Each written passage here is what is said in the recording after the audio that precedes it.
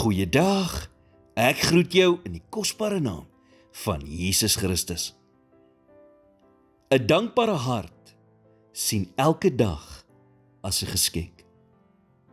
Dis amper soos 'n magneet wat oor jou dag gevee word en al die redes versamel waarvoor jy dankbaar kan wees.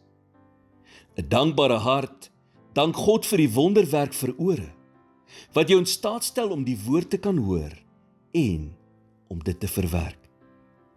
'n Dankbare hart dank God vir longe, wat elke dag 11.000 liter lug kan in- en uitasem.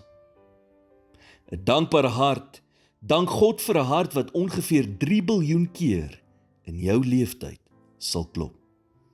En vir 'n brein wat 'n ware superrekenaar is.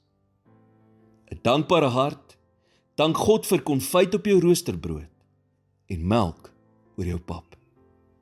Vir die kombers wat jou warm maak en die grappie wat jou laat glimlag. Om bly te wees oor die goeie dinge in jou lewe is juis wat jou deur die moeilike dinge kry.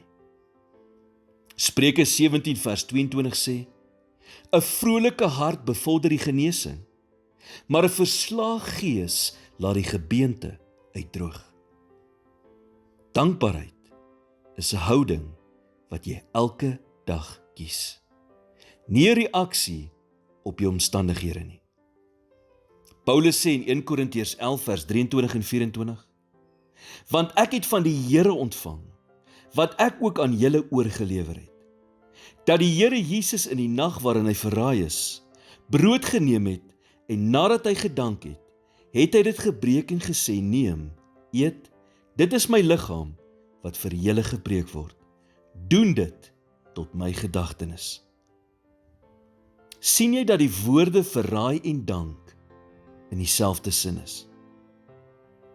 Dieselfde nag wat Jesus verraai is, het hy God gedank.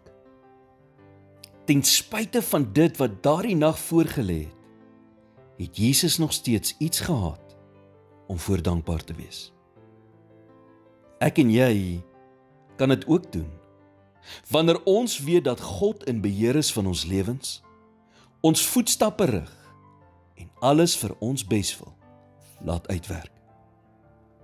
Here, dankie vir die lewe waarmee U my geseën het. Dankie vir die geleenthede wat ek gekry het en vir die krag om die meeste daarvan te maak.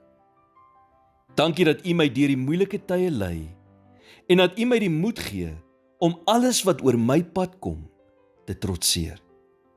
Help my om elke dag aan te pak met 'n dankbare hart.